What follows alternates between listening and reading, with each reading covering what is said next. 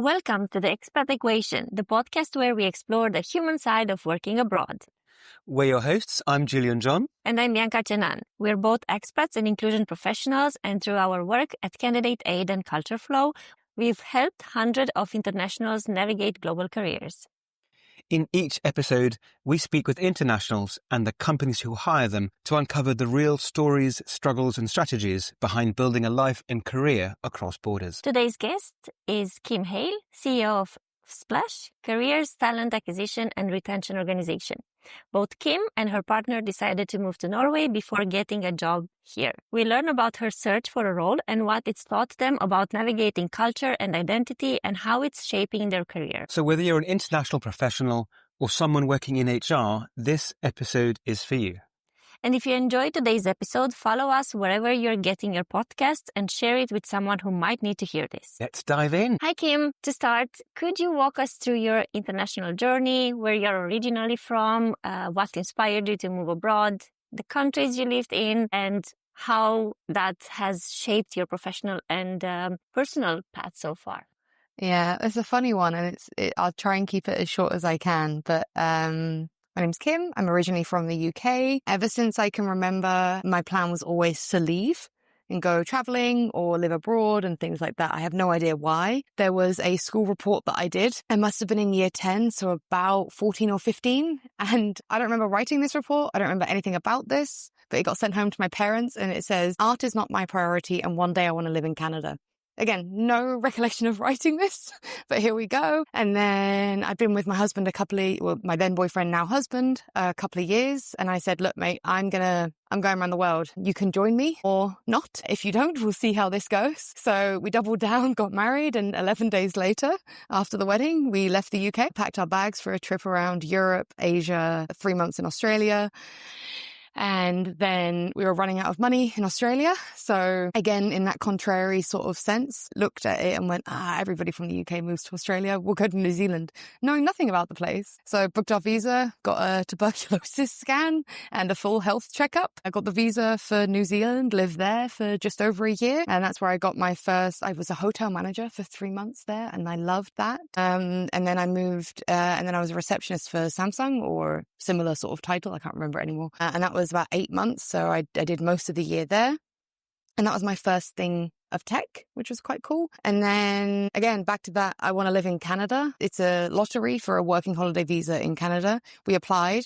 My husband got the acceptance through first and I was furious, because I'm the one who wanted to move there. I was absolutely livid. So we ended up setting up in Vancouver for about 4 years. That's where fun thing to do is to move to a country in May of 2019, and then by April, March the next year, global pandemic happens and you'd be lonely and sad. But it was a fun few years. We stayed near my family, hence why I'd been visiting there for so long and what was in that report of like, I'm going to move there. So yeah, settled down there, got a job in a tech company, a mature startup. That was great fun. I was then a sacrificial COVID person, lost my job, cried a lot. I loved that job so much. I loved bringing people together. We had 3 offices across by the time I left, it was 5 offices. We just hosted some virtual summer parties and everything like that. Loved bringing people together. Worked with this amazing person who helped me come out of my shell. Very lucky to known her and still be a very close friends with her. And then moved to a very early stage startup that said, help onboard employees in the job description. I was like, hey, I can do that. That sounds great. I then ended up managing 4 departments, recruitment, HR, or I would for people in culture, facilities and IT. Reluctantly on IT, it's something that I end up doing all the time, partly because, again, my husband, he's an IT manager, so helps me for free a lot. And yeah, so I did that. I helped scale that company from, I was number 11. I was the first unknown person through the door, like friends and family had all been hired. Scaled that company up to 75 people with the team, put in all the processes. A lot of the things that I did were based on things where I'd felt wronged in previous companies or was like, oh, this doesn't make any sense. And where rather than having this whole culture clash later, let's set it up for success now. And yeah, towards the end of that time, decided to, after COVID had sort of fizzled out a little bit, 2022, we came out here, visited Oslo for the first time on a first family trip back to the UK, came over to Norway, had 17th of May in Bergen, came over to Oslo for a quick weekend trip, and fell in love with the city. I was like, oh, it's like a short Vancouver. It's fine. I can do this. The building's so much smaller.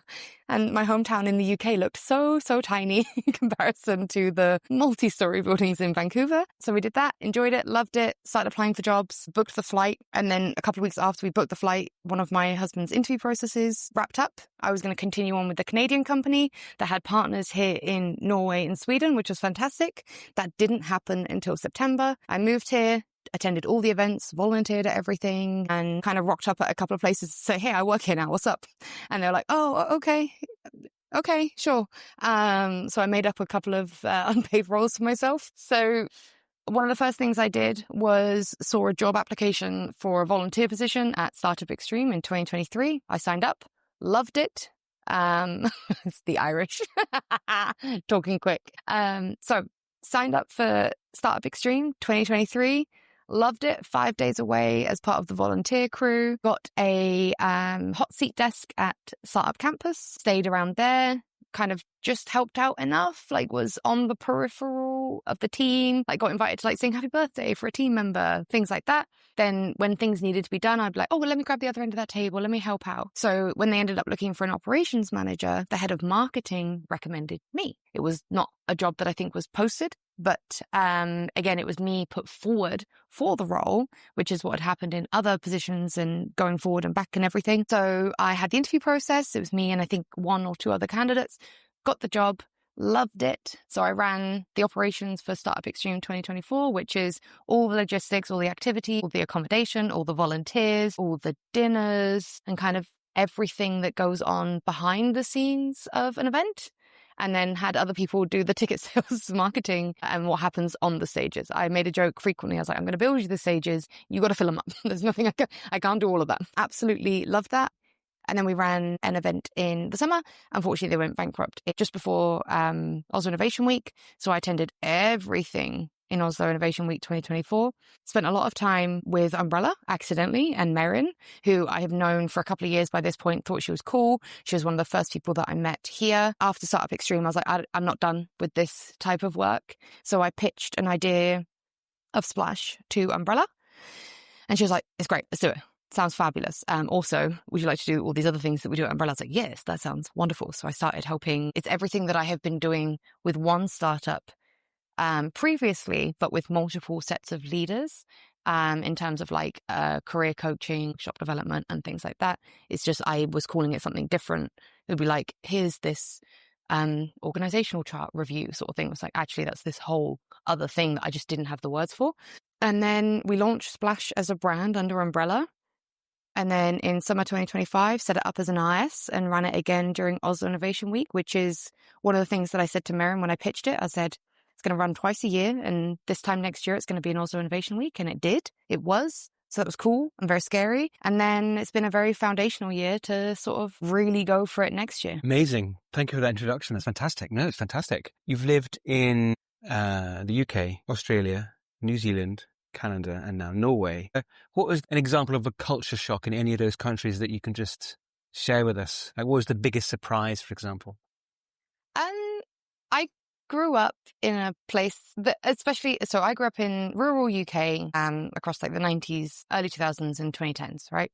So a lot of people look and sounded like me, which I think is a interesting thing for what I'm doing now. And there was in Auckland, it was the first time that I'd worked with a lot of people that didn't look and sound like me, like I am the foreigner here. And then there was a couple of key moments where people made jokes about things that would make me go, as like, and like properly white woman moment, if that makes sense. I was sort of like, are you allowed to say that? And it was people laughing with each other through lived experiences and not laughing at. And that was like a key, kind of moment. Like there was a specific time that I recall a lot and it makes me laugh. And I said I worked at Samsung. Someone called up and said, hey, I've got a problem with my LG washer, blah, blah, blah, blah, blah. Can you fix it for me? I was like, oh, I'm so sorry. Like you've come through to Samsung, blah, blah, blah, blah, blah.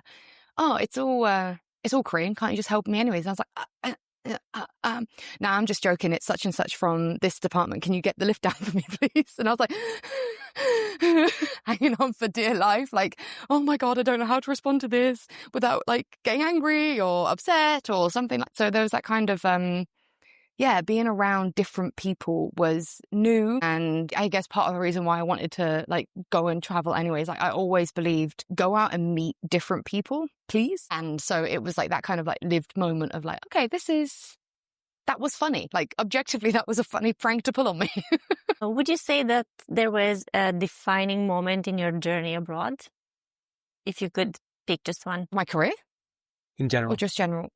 Like when the light bulb went off going, oh, yes. You mentioned about coming out of your shell in Canada. Yeah, that's what I was thinking about. Way back when, like I started working at 17 or 18. I didn't go to university. I went straight into workforce. Loved it. And I didn't have a work husband. I had a work dad. And it was fabulous. But then by the time I got to Canada, I was in that kind of weird growing up stage. I say that I grew up in Canada for work-wise, and having someone that would not answer my questions.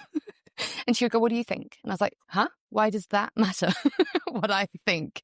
And then it would be like that pushing back and that, I know that you know what you're doing. You're just scared. And I was like, no.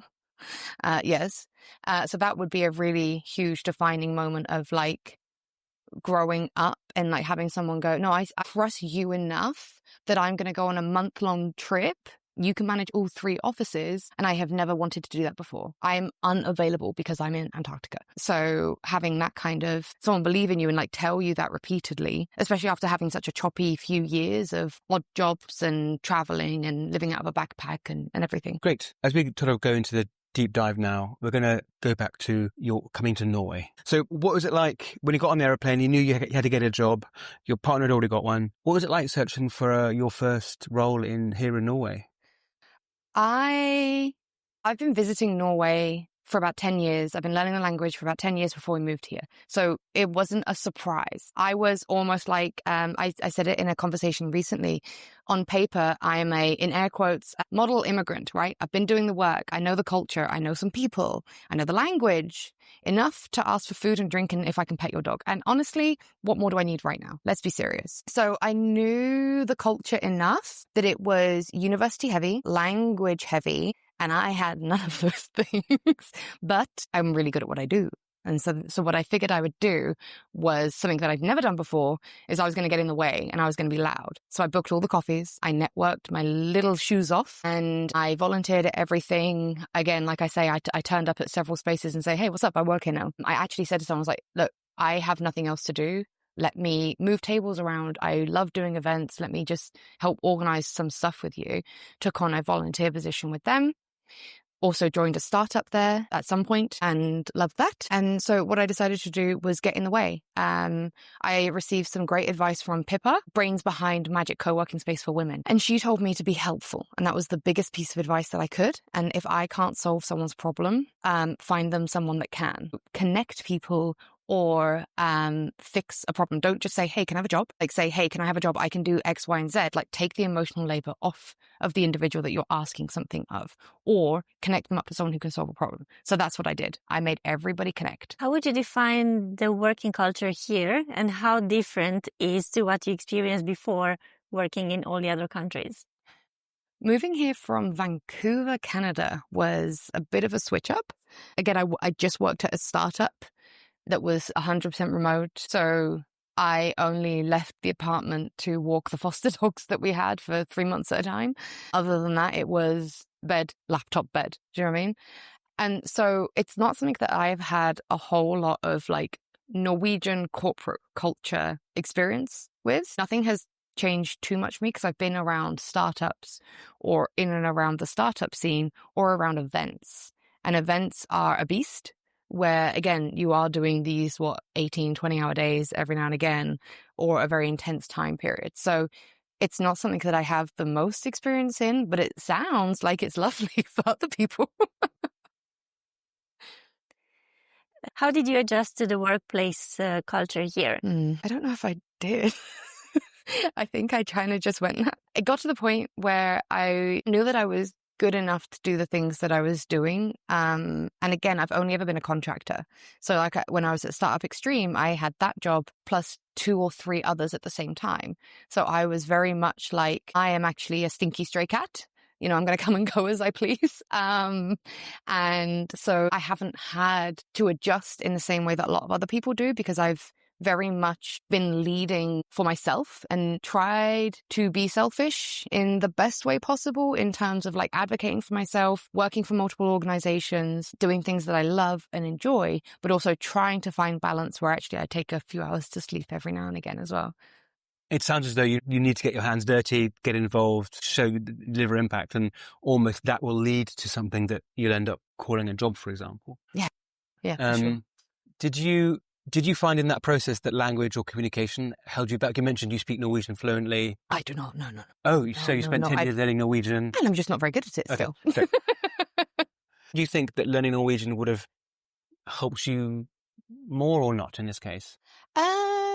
I found that where I was looking for jobs in HR, that was something that Norwegian would have been very, very helpful for in terms of, you want to know, they want that like lived experience of what are the legislations? How are you going to communicate with certain organizations and bodies? And I was like, yeah, sure, that's fine.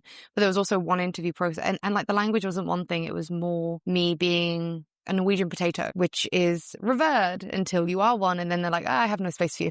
I was in an interview process for a position and it was like HR generalist or HR manager, something along those sorts of lines. And I was like, oh, I've done this. This is what I did at my previous company. And they said, I don't see that experience. Have you got an updated CV that you want to send me? And I was like, oh, no. So I was the operations manager or head of operations or whatever title it was at that moment. And HR it was people and culture there, was one of the departments that I oversaw. Oh, so you weren't a HR manager? No, I was. It was one of the 4 departments that I ran for the company and then took on some more development stuff as well. Yeah, but we're looking for someone who does HR. I was like, yes, no, I understand.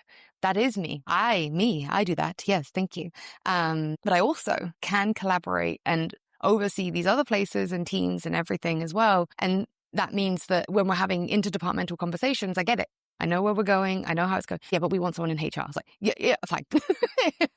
It felt like there's that funny going around now of have you got any kids? I have one daughter. I was like, no, I did that. Yeah, so it cracked me up. But it was that I found that it was the not having a job. That's my job. My husband does IT support. And he said, why don't you put a LinkedIn alert on for the jobs that you want to do? And I was like, which one? I was coming here at a position of I would love to be a receptionist again or an event assistant, something along those sorts of lines, all the way up to COO for an early stage startup. Which job do I put an alert on for? Because there's several different seniority levels across several different departments and several different functions within those departments. So which one am I prioritizing? It takes me less time to search than it does to get notifications. In terms of inclusion into the new culture, what do you think that made you truly included or excluded? You can pick any country you want to talk about. New Zealand was a very community-based country. It's very much we look after each other. And so there are some huge similarities across all of the countries that I lived in.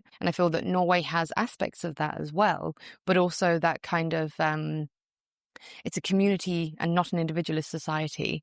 When it comes to companies, do you have something you wish that HR or hiring managers understood better about hiring internationals and making them feel more included? Not necessarily about hiring internationals, but one thing that I would love to see more of is some standardization across expectations from people, because it's not just internationals that are affected. In the UK, you know that your CV is 1 to 2 pages, no date of birth, no address, no photo. It is bullet points. Here's the rough standard. So if you move to the country or if you're starting your career for the first time or reintroducing yourself into the workplace, you know what you're expected to do. Whereas here, there is no set standard anywhere. And Emma Jackson talks about that fantastically. Great. We're now going to go into the quick fire round. And so we're going to ask you some quick questions that we'd love to have some really quick answers back to. Mm-hmm. It's all about the energy, which we know you have in bucket loads. So what's the best thing about working abroad? Meeting new people. Most awkward cultural moment? Oh, no. I don't know. I have no idea. Pass. Yeah. What's one local tradition that you love? 17th of May and the Pride parties. Remote, hybrid or office? A hybrid. Coffee or tea, and how do you take it? Coffee, like a child, either a mocha or a iced caramel latte. What's your superpower? I can predict the future. If I know the company well enough, I will tell you exactly what is going to happen. You little witch. I am. I've been called a witch so many times, and I refer to myself as a witch free. I've predicted multiple pregnancies and a divorce. It goes outside of work. what are the three Oh, tips that you would offer someone who's starting their expat journey? What are the three bits of advice you'd give? Look outside your career vertical. If you are in marketing, go to sales, go to operations, things like that. Don't just talk to people that have full teams. Go and meet people in ways that are not work related. Make sure that you know other people that care about the similar things that you do, and try food. Eat food. Food is good. If you could give any advice to business here, what would you say are the advantages of hiring international talent into a company and a team? Especially if you are looking to scale outside of Norway, please hire people from those cultures, languages, countries that you want to go to. Please. They know more than you. We talked about HR before, but what could companies do better when it comes to supporting international hires? Get interested in them as well. Like, a lot of immigrants are interested in Norway and other countries, wherever you move to, but also be interested in the people that you're meeting. Like, they probably have some really cool ideas or traditions or cultures or something like that that you may want to use and fold in. People are cool. Meet them. Exactly. So when you move to a new country, you are also looking for ways to belong there and to find your spot. What does belonging mean to you now, and how has this changed over the time? It's changed a lot. I've learned a lot about myself since I left my home country. You know, I've been diagnosed with neurodiversities in terms of ADHD, anxiety, and dyslexia was one I had beforehand, collecting them badges. So reducing the amount that I mask has been a huge thing. And then growing in confidence has been a big thing. Belonging, it truly feels like the chosen family that I have. I've never really had this girlhood that I have here in Norway. And I have people that hold me accountable, which is very strange and concerning for me. I'm very suspicious most of the time. So I have people that genuinely care about me. And I quite like that. That's quite nice. And that makes me feel like I belong somewhere, because we're all weird and different. And I love that. Thank you so much, Kim, for sharing your story of building a career and life across borders. We hope her experience has reminded you that you are not alone, and that navigating life abroad is as much about community as it is about courage. And if you're an international professional looking for support, or working in HR wanting to improve how your company hires and supports global talent, you'll find links to Candidate Aid and Culture Flow in the show notes. We'd love to support your journey. Don't forget to subscribe and share this with someone who might need to hear this. This is the Expat Equation, exploring the human side of working abroad, powered by Candidate Aid and Culture Flow. See you next See you time. next time.